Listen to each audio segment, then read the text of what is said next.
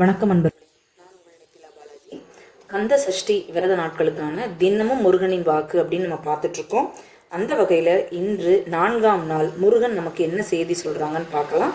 என்னப்பன் செந்திலாண்டவனை வேண்டிக் கொண்டு முதல் கார்டு என்ன வந்திருக்கு அப்படின்னு பார்த்தீங்கன்னா, ஏவல் முறியும் அப்படின்னு வந்திருக்கு. ஸோ யாராவது அதாவது பில்லி சூனியம் ஏவல் அப்படின்ற விஷயங்கள் சிலருக்கு நம்பிக்கையாக இருக்கலாம், சிலருக்கு அது மேலே நம்பிக்கை இல்லாமல் இருக்கலாம்.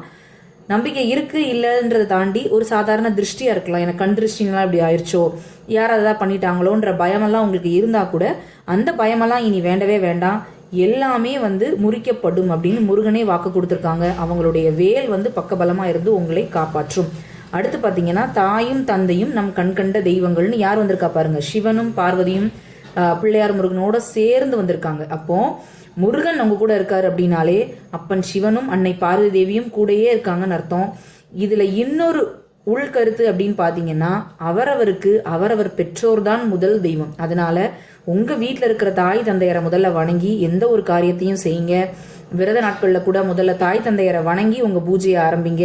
தாய் தந்தையர் உயிரோடு இல்லை அப்படின்னா, அவங்க படம் வச்சுருக்கீங்கன்னா அவங்களுக்கு அந்த படத்துக்கு ஒரு பூ போட்டு அவங்கள வேண்டிட்டு அடுத்த வேலை என்ன உண்டோ அதை பாருங்கள். தாய் தந்தையோட ஆசீர்வாதம் ரொம்ப ரொம்ப முக்கியம்.